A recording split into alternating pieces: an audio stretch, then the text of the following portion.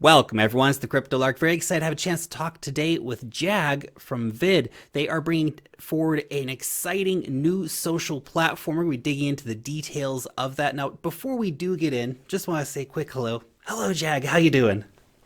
Hi, I'm good, thanks. Thanks for having me.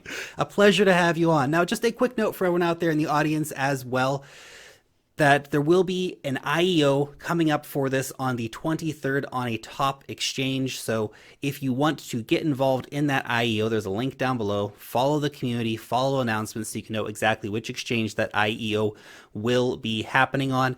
As always, this is an initial offering of a coin, so please always DYOR before investing your own hard-earned money into any project out there, guys. And a massive thank you to the team at VID for supporting the channel by sponsoring today's video.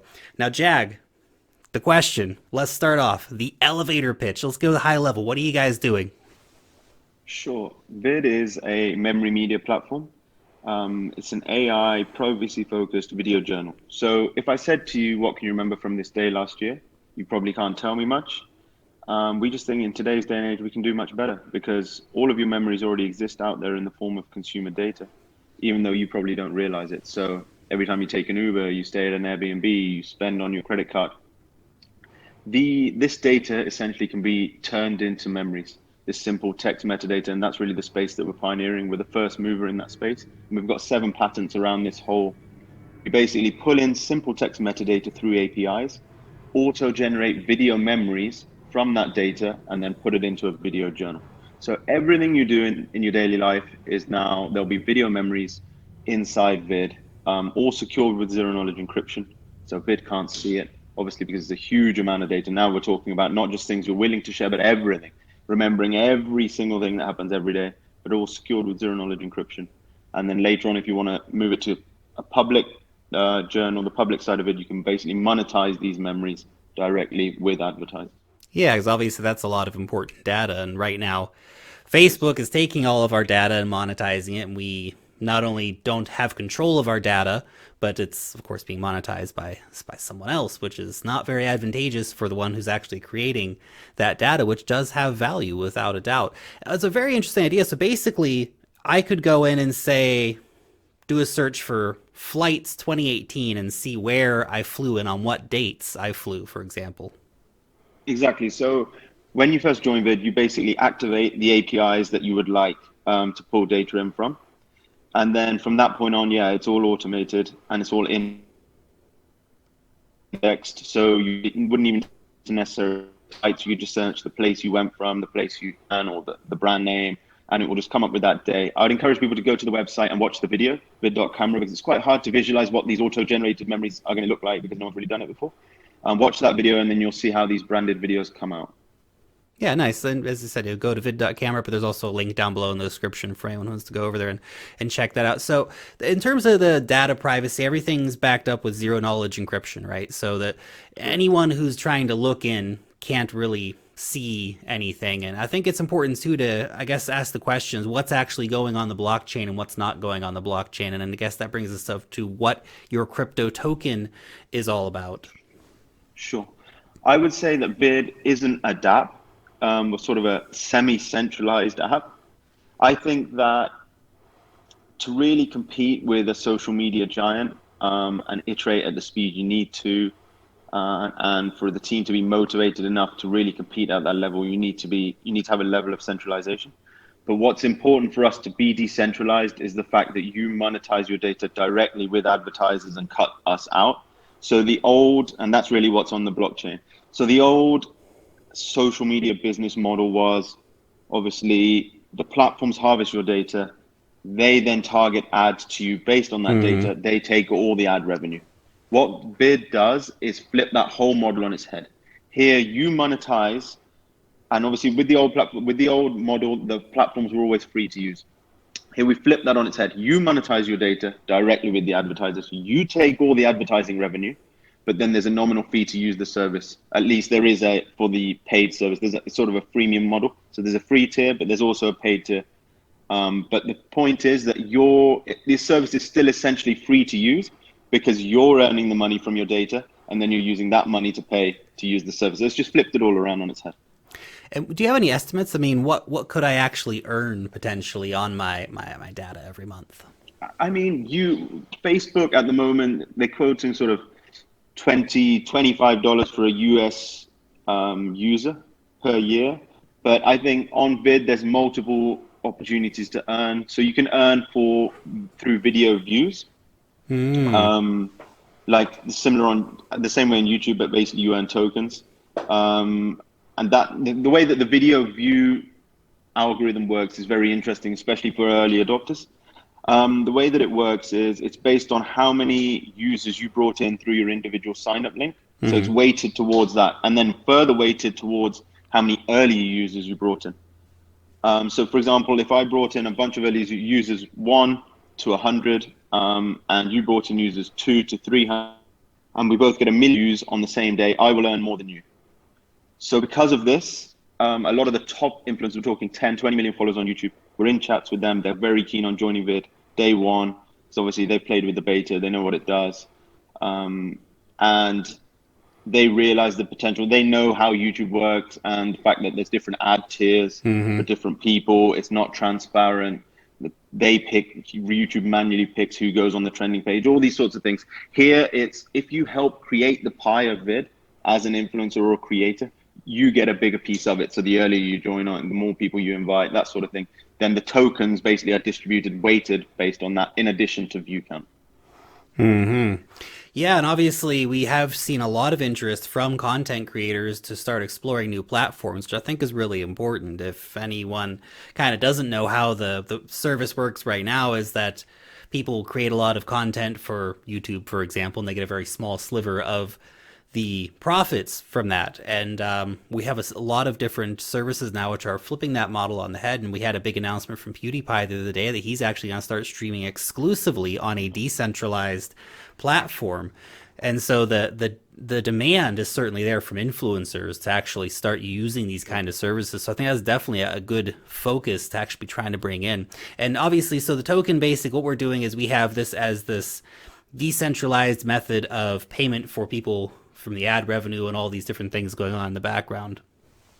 Yeah, it's just really a transparent transfer of value, either from, we call them basically advertising credits. Mm-hmm. So advertisers buy them, and then they're just on the blockchain transferred directly to the user.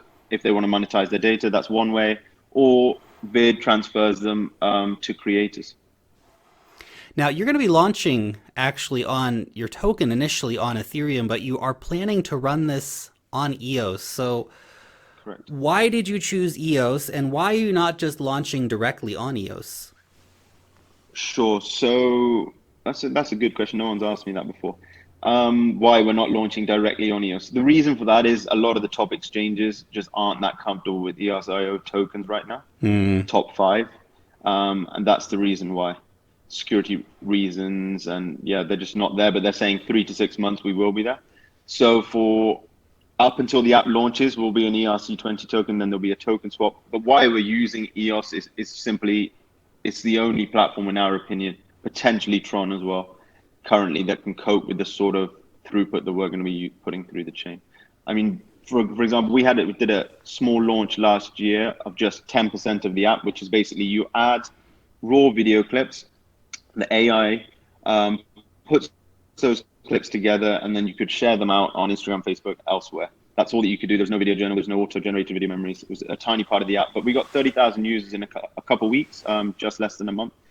So if you plot out that K factor, we'll easily be the biggest DApp out there within a few months, but we'll be on sort of millions of users in a few months, and there aren't many chains out there that can cope with that sort of throughput.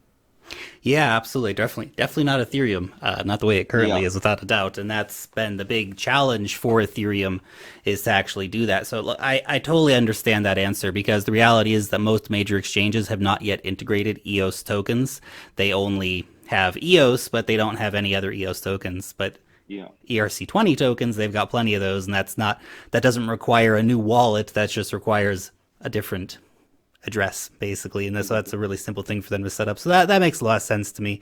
And yeah, EOS I think will be a big player in terms of social media and stuff like this, because if we can all just imagine for a moment how many clicks, how many likes, how many shares happen on Yeah. Twitter and on Facebook every second. It's crazy. Yeah, exactly. And I think they are actually launching something else. I'm not certain, but there are rumors June 1st that Block One are launching some sort of social media play as well, which will be interesting to keep an eye out for. Yeah, I mean, obviously they've had a lot of success launching EOS so far. So does that worry you that Block One might be backing some kind of social media platform while you're also I trying to don't launch a social media on EOS? I don't think so. I think because of this memory media, it's a new problem. Sort of how can we remember our lives? It's a whole new thing. I also think that copying, for example, if we take STEEMIT, it's almost an instant direct copy of Reddit, but it's nowhere near as successful. Direct copies just don't work. If we look at Vero, for example, I'm not sure if you know, Vero is basically a privacy-focused app, nothing to do with blockchain, but they don't collect any data. It reached #1 on the App Store last year, right in the height of Facebook's scandals. But in 16, sorry, but it then quickly fell off. There was no retention because it was just a direct copy of Instagram. Anything that's sort of a direct, and I think Block One's thing will probably be very similar to Facebook. It takes a real iteration like Instagram was on Facebook, a real innovation like Snapchat was on Instagram, something new in addition potentially to a new business model. So if we consider ourselves to be like an innovation on social media like Snapchat was, but with the business model innovation that STEEMIT brought as well. So I think you need both of those things. You need to attack from both sides to really make a dent. We're not interested in 50,000, 100. We're interested in 100 million users. If you really want to make a dent in social media, you need to have that innovation aspect as well. And also, you need to be able to defend and protect against the giants. I really appreciate the vision in terms of wanting to get the 100 million users in, because that's what we need. That's what we actually need to start seeing in order to get these killer applications that are using crypto tokens or blockchain technology. We actually need a big, fun, killer application like this. And Yeah. I think you're absolutely nail on the head here that we need something new. It's like you said, you can copy Facebook 1,000 times, but you're never going to be Facebook Yeah. because Facebook is Facebook. And that's why Exactly. Snapchat was successful. That's why Instagram was successful. And others have been successful because there's something different. They're Yeah. not a copy and For sure. paste. Now, you guys are doing a 5-year token sale, selling 1 million tokens a day. That's nuts. Why? Sure. What's going on with this? Tell me about this.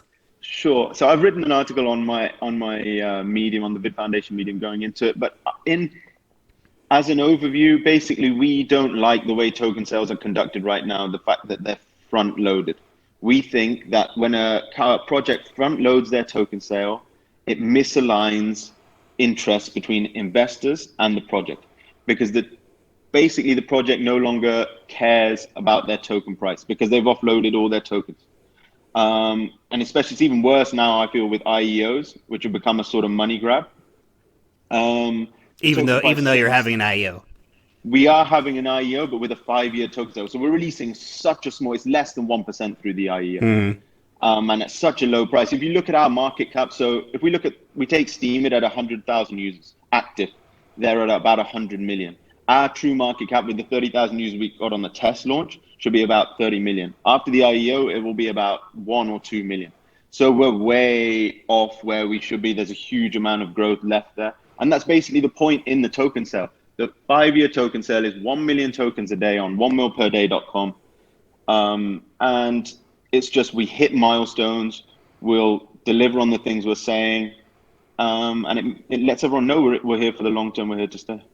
I think it's really interesting too, because then obviously it really puts the ball in the court of the investor, because if you're not hitting those milestones, well, then people stop buying the tokens, right? And they haven't Exactly. just thrown all their money into it right at the start. But if there's a demand, if you guys are hitting those milestones, getting millions of users on board, then people are going to be clamoring to get those, that daily allocation of tokens, because they can see Exactly. content is being delivered, value is being delivered, and a product is being delivered. And so it's really interesting. I definitely want to follow up with you on that. And that's just, we see how successful the EOS 1-year token sale was, and a 5-year token sale. No one's done this yet. This is, I think, very innovative just in of itself, but I totally agree with your reasoning for doing it. Yeah, great, thanks. I think it's definitely interesting it's basically structured like a venture capital traditional round. So you get a small amount of capital up front, seed, and then if you deliver on what you're saying, there'll be a Series A, a Series B, and that's basically the token price increasing, more demand, and the tokens continue to sell. And I think if a lot more projects start to copy our token model, token sale model, then it will save investors millions because they're risking less upfront. Don't just give inexperienced entrepreneurs a bunch of capital because it's risky, and people get they sort of lose interest when they just flood with funds. And yeah, they don't need to do anything. They got their $50 million. What are you going to do after that? Just walk away. Make the company run tight. It's better. They'll deliver for you. Very cool. Now, how does your company actually make money? You mentioned a bit about the freemium service. I mean, is that what you're really counting on? Is this kind of freemium service? Because obviously you have a 5-year token sale. It's a constant daily inflow of cash, right, during the kind of bootstrapping phase of the company. But once that finishes, once that 5-year period is up, I mean, what's the plan on making this a successful money-making business? Sure, yeah. So it's the freemium model. The thing is, it's almost still free because the way that it works, the difference between the free and the paid tier is simply storage. So at the end of every month on the free tier, you have to move all your memories onto your device. So you just press a button, but then it starts to take up memory storage space on your iPhone, for example. Mm-hmm. As that storage space starts to fill up, then you would want to move towards the paid tier where everything's in the cloud, secured with zero-knowledge encryption. That's really the main difference. But the thing is, because you're earning tokens and you can pay for the paid tier in tokens, it's still essentially free. So yeah, we think that will be we know that will be the main source of revenue. Well, it's like you said, Facebook's getting $20 to $25 for that data annually. And so that's about, I think it's $1.99 for the freemium service a month, exactly. Right? So yeah, it kind of, there you go. It kind of evens out there. Yeah. So in terms of the go-to-market strategy, I know you've already mentioned a little bit about this with the influencers and things like this, but how do you convince people to kind of take the jump into yet another social media platform? I feel like I'm just overwhelmed with social media some days, and there's so many out there, and people have got their Facebook accounts. They don't want to leave their Facebook accounts and stuff. So how do you convince people to come over and try VID and to stay on VID? Sure, yeah, that makes sense. I think the first thing is the built-in viral loop. So the way that it worked on the test launch is you add the clips. Once you're ready to post the video, there's a small watermark in the corner, a VID watermark. So when people see that content on other platforms, they know where it was created. And if they want to create similar content, they go and grab that up. It's the way that TikTok's grown, Musical.ly, Flipagram, Dubsmash, and a bunch of other apps. It's a well-known viral loop. From launch, we already know it works. So that will be one key growth mechanism. Just people seeing the videos that are coming out of VID, wanting to create videos, because the AI, it works well. It basically, you add raw clips. It's very hard to make a good quality piece of content in a few seconds like VID does. So that's one of the main reasons people will use VID. Then obviously the fact that their favorite influencers are now all posting on VID, that will be another growth mechanism. And then the third growth mechanism will be simply the opportunity to earn and the focus on privacy. The fact that I think that's really appealing now with Facebook's data scandals and everything that's going on. People are just a lot more in pop culture. They're just more aware of how their data is used, how it's monetized, and maybe that they should be earning money from it rather than everyone else. Mm-hmm.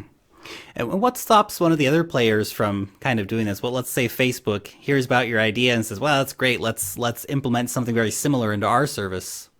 Sure. I think with the memory media play, so the way that we create the memories, which is the real core part of it, that's all patent protected, so they won't be able to copy that. But for example, if they wanted to flip the business model on its head and start paying users in tokens and then make their whole business subscription based, I feel like it would be such a huge decision for them to take that the stock would tank so quickly. They're basically saying that we're switching off our revenue from today onwards. We're no longer going to earn any money from the data that we've been harvesting. Facebook's not going to do that. It can't happen, exactly. The problem with the old social media giants is the business model itself. That's the whole problem with the internet right now, I feel, is the business model itself. The fact that everyone's used to everything being free.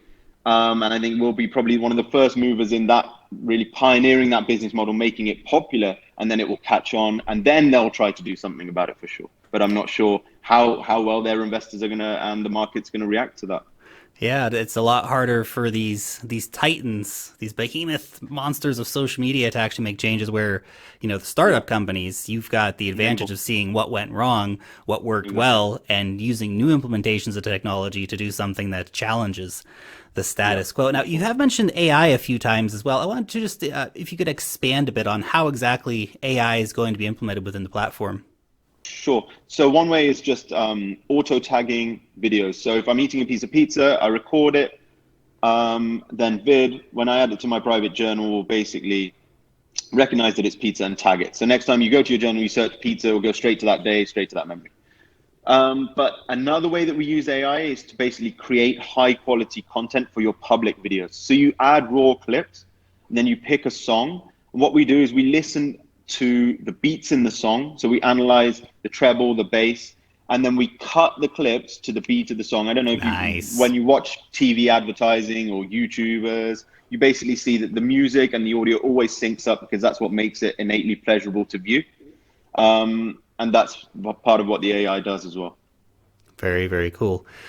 Now, in terms of your team, can you tell us a little bit about the team? Because, I mean, listed on your white paper there's, the team's kind of small at the moment for taking on the giants of social media. So you can tell us a little bit about who the team is, what's the plans for expanding that team after the money raise and things like this, and what kind of skills you're bringing to the table. Sure. Well, our team is very tight at the moment. We've been basically just building in stealth mode quietly for 2 years.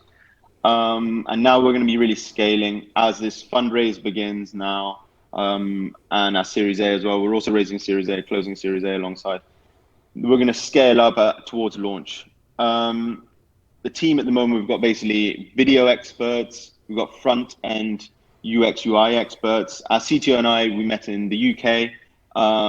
He's worked at a bunch of big Silicon Valley companies. And he was CTO before for Pottermore, which is a Harry Potter digital experience. So he's used to basically back end, and like they got 20 million users on the first day.